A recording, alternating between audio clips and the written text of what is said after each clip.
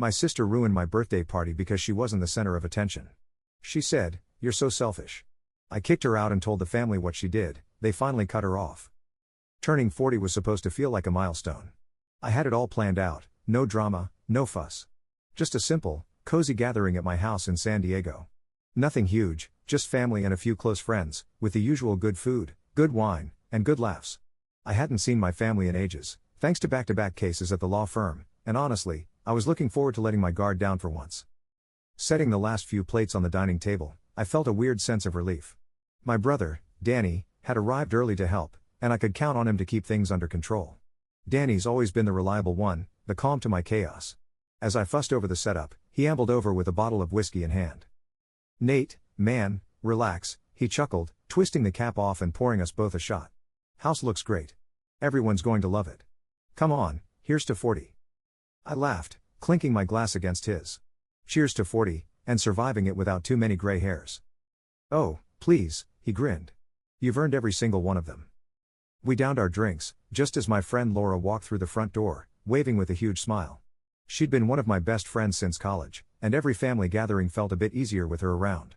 Soon, other friends and family started trickling in, and the house filled with the soft hum of chatter and laughter. It was everything I wanted. For once, no fires to put out, no crises, just a simple celebration. Then, in the middle of pouring a drink for Laura, I noticed the door swing open. In walked Maggie, my sister, with a guy none of us had ever seen before. "Nate." Maggie practically sang, sashaying across the room like she was on a stage. She was dressed to the nines in a skin-tight red dress that screamed "Look at me," with her long blonde hair swept to one side and her heels clicking like a metronome as she made her way over to me. "Happy birthday, big brother." I gave her an awkward hug, catching a whiff of her heavy perfume. "Thanks, Mags. Glad you could make it." "Of course. And this," she said, pulling the guy forward, "is Peter." Peter looked like he was in shock, probably hadn't expected to be thrust into the center of our family drama. Hey, happy birthday, Nate." "Thanks, Peter," I said, shaking his hand. "Glad you could join us." Maggie immediately launched into her signature routine. "So, anyway, Peter and I just got back from LA. We're thinking of moving there, you know? Such a great city, so full of life." She paused, throwing her arms around Peter's shoulders and looking around to see who was watching. "Isn't he just perfect?" Danny raised his eyebrows and leaned in. "Did you know she was bringing someone?" "Nope. But honestly, why am I even surprised?" I muttered. Maggie's need to be the center of attention was legendary in our family. Birthdays, holidays, even funerals, if there was a moment that didn't revolve around her, she'd find a way to change that. I'd hoped that maybe, just maybe, she'd keep it low-key this time. But that was clearly wishful thinking. As I tried to steer her toward the snacks and out of the spotlight, she grabbed a glass of champagne and clinked it with a spoon, demanding everyone's attention. "Hey, everyone," she shouted.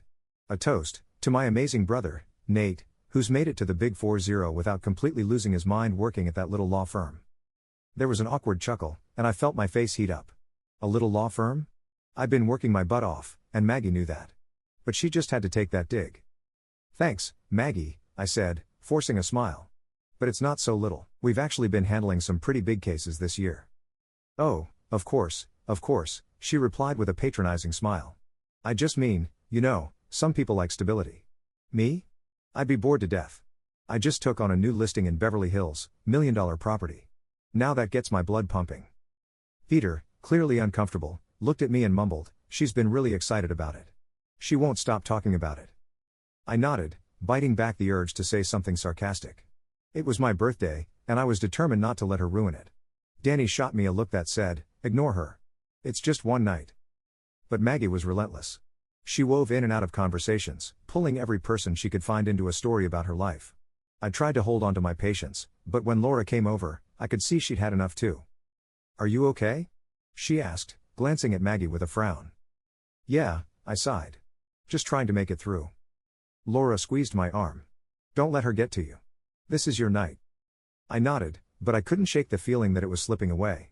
As Maggie's laughter rang out from the corner, drowning out everyone else's voices, my frustration grew. Every time I tried to talk to someone, Maggie would barrel in, steering the conversation back to herself, like a bulldozer plowing through every interaction. Finally, I decided it was time to make a small speech, to reclaim the night for just a moment. I clinked my own glass, silencing the room. "Hey, everyone," I called, smiling at the crowd. Thank you all so much for coming to celebrate with me. Turning 40 feels a lot better with people like you around me. Before I could even finish, Maggie interrupted.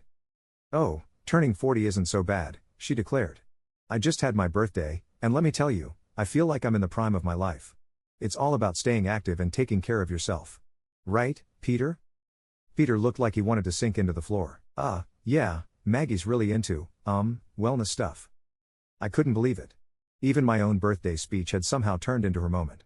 Frustrated, I tried to ignore it, focusing instead on the people who'd actually come to celebrate with me. But Maggie wasn't done.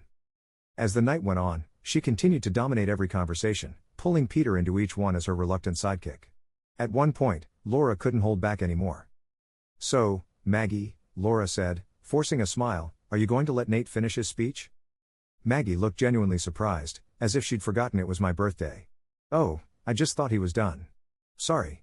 I just wanted to, share my year too. Yeah, but it's not really about you, is it? Laura shot back, crossing her arms. Maggie's face darkened, but she forced a tight smile. Well, sorry if I stole a little bit of thunder. Danny stepped in, trying to defuse the situation. All right, let's keep it light. It's all good. It's just a party. But Maggie wasn't having it. She glared at me, her voice dripping with resentment. Nate, I came all the way here to support you, and this is how you treat me? You're so ungrateful. Ungrateful? I shot back, finally losing my patience. Maggie, all I wanted was one night. Just one night that didn't have to revolve around you. But apparently, that's too much to ask.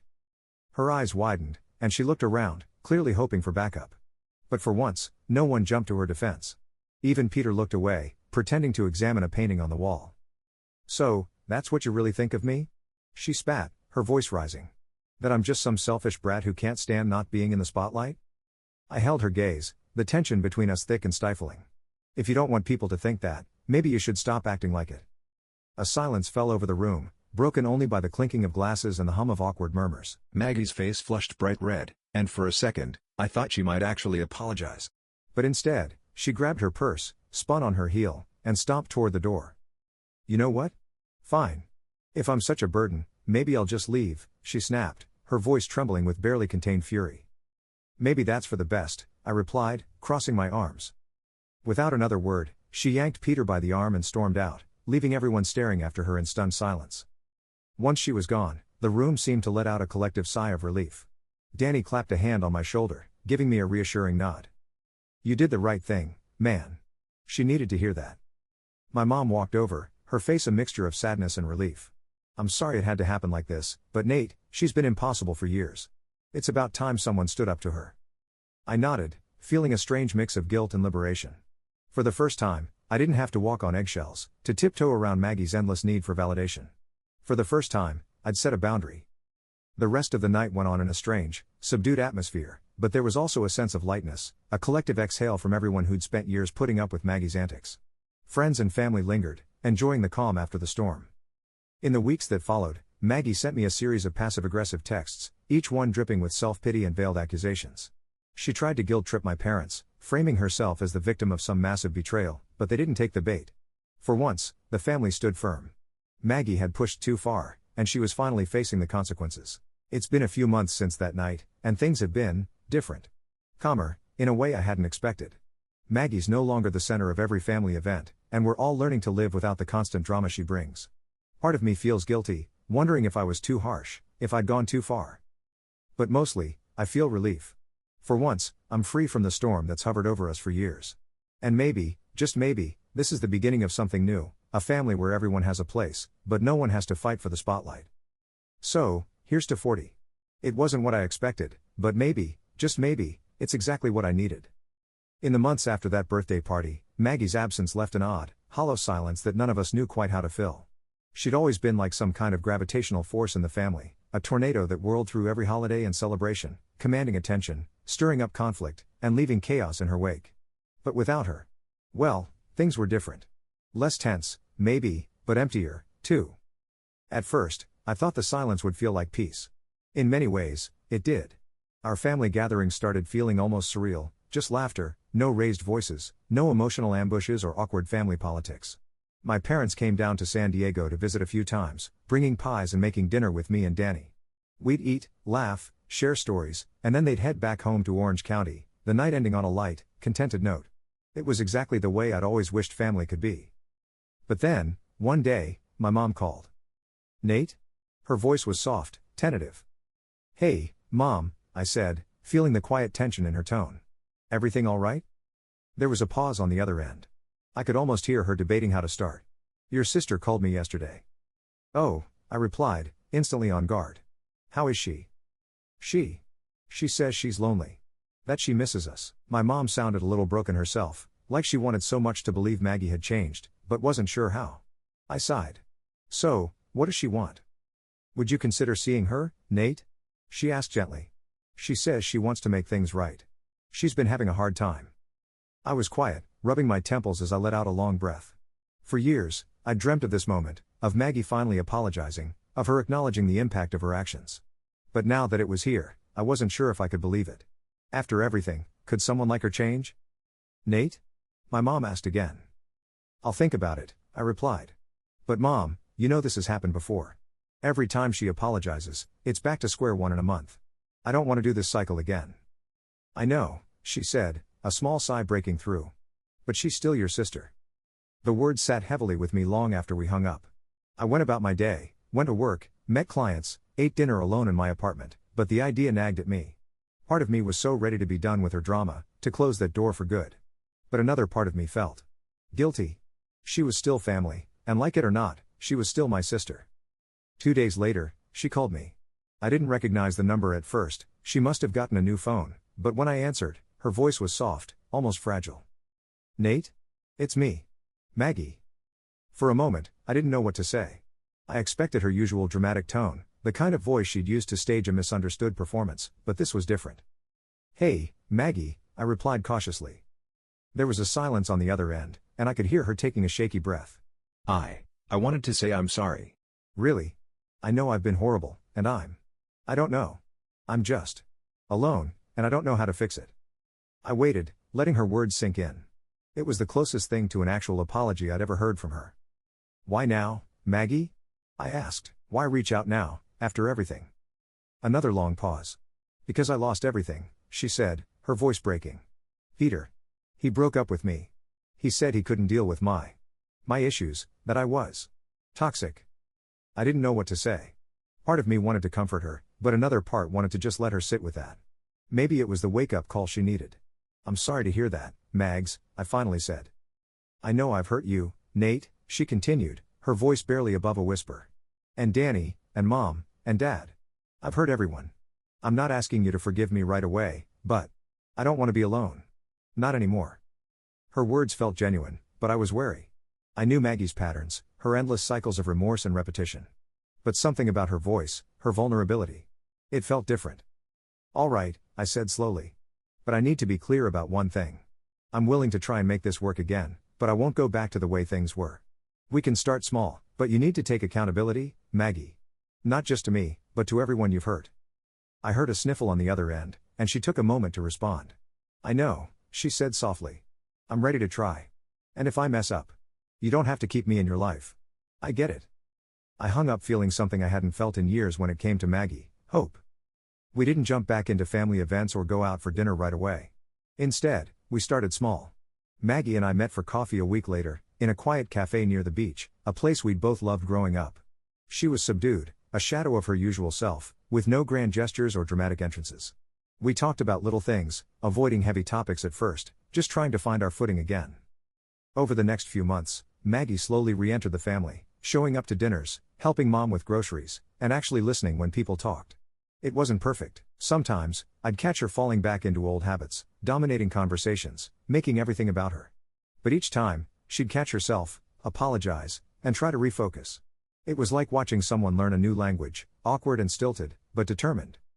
Danny remained skeptical, though he was supportive in his own way. One night, over a late beer at his place, he asked me, "Do you really think she's changed?" I shrugged. "I don't know. But she's trying, and that's more than she's done before. I think she just realized she didn't want to be alone." Danny sighed, nodding slowly. "Guess we'll see." Months turned into a year, and by my next birthday, Maggie was still around, still part of the family. I won't lie, there were slip-ups. Arguments, moments where I questioned whether she'd ever truly changed. But each time, she came back, more willing to listen, more willing to own her actions. I could see the effort, the strain of fighting her own instincts, and slowly, bit by bit, my resentment started to ease. On the night of my 41st birthday, Maggie showed up with a simple gift, a framed photo of us as kids at the beach, laughing, her arms slung over my shoulders. She looked at me, her eyes shining with something I hadn't seen in a long time, real humility. "Happy birthday, Nate," she said, handing me the frame. "Thanks for giving me another chance. I don't deserve it, but thank you." I felt my throat tighten as I looked at the picture. I could see the faintest hint of my old sister, the girl who used to be my best friend before life got complicated. "Thanks, Maggie," I replied, hugging her. "Here's to second chances." That night, for the first time, I felt real hope for our future as a family. It wouldn't be perfect, nothing ever is, but maybe, just maybe, it was enough. And that's the thing about family. Sometimes, they tear you apart, and sometimes, they put you back together. I don't know if Maggie will ever be the sister I once knew, but for now, we're trying. And that's all I can ask for.